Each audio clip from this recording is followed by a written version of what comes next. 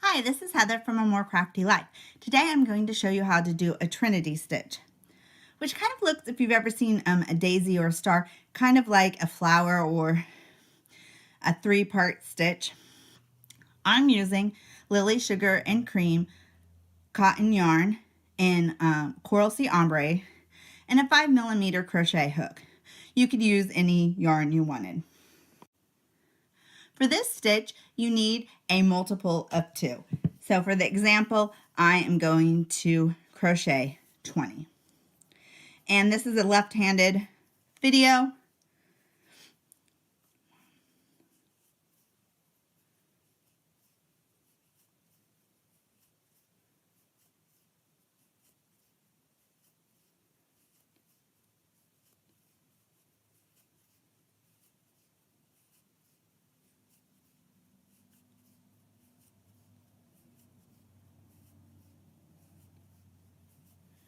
When you have your 20, you are going to single crochet in the second chain from the hook. Any multiple of 2 for your chain will work. So here's 1, 2, single crochet, and then you're going to do what is called a single crochet 3 together stitch, which is sometimes used to decrease, but not in this case.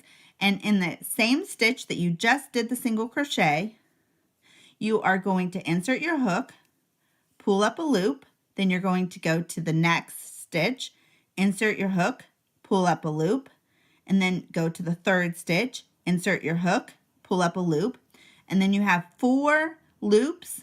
You yarn over and you pull through all 4 loops, and then you finish the stitch with a chain 1, and it should look like this. And that is called the single crochet 3 together stitch, and that's what you're going to use for the whole pattern. So then you start your next single crochet 3 together stitch in the last leg of your stitch. So here's the last place I did. I'm going to insert my hook, pull up a loop, go to the next chain, insert my hook, pull up a loop, go to the third one, insert my hook, pull up a loop, yarn over, go through all 4, chain 1 to finish the stitch, and then repeat. Go to the last stitch you did of the leg of the 3 crochet together, pull up a loop, then you go to the second one, then to the third, pull up a loop in each one, yarn over, pull through 3, and finish with a chain 1. And that's what it's going to start to look like. And as you can see here where it changes colors, you can see a little bit later. See, it has the 3 parts. Okay, and then we continue. You insert your hook where the last stitch finished, pull up a loop, insert your hook, pull up a loop, insert your hook for a third time. You have 4 loops on your hook. You yarn over and you pull through all 4. And you finish with a chain 1.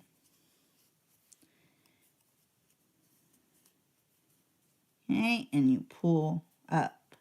3 separate stitches, you pull up a loop, yarn over, pull through all 4, and finish with a chain 1. So it should start looking like this. Keep going. And you always start in the last leg of the stitch that you did. And you always finish it with a chain 1. Okay.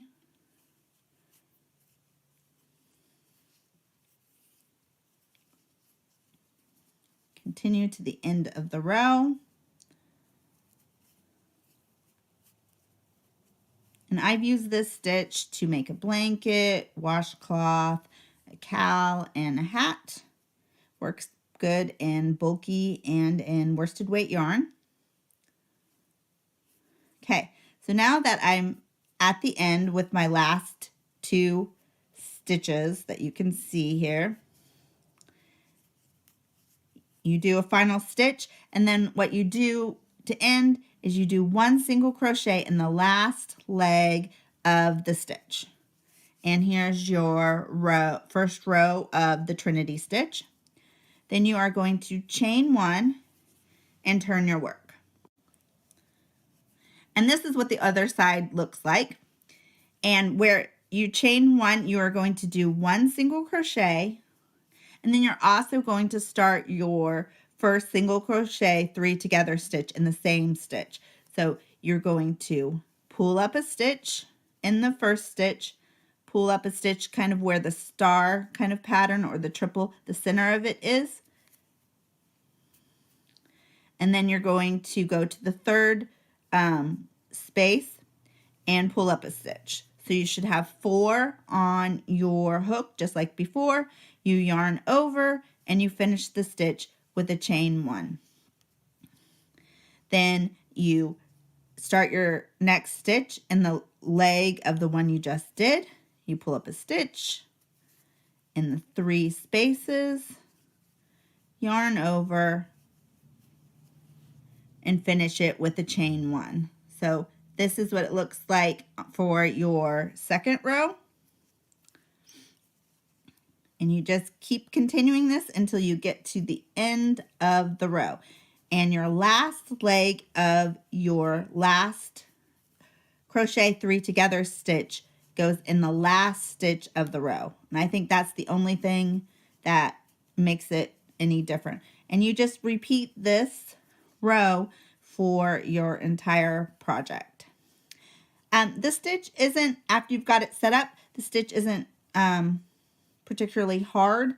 It takes a while. It's not the fastest stitch, but it's not complicated, and it gives you a different kind of texture that I like. So you keep continuing. And I think the one thing that you have to watch for is to make sure that none of your stitches are spread out too far. Sometimes you can kind of pull this one and give it too much space.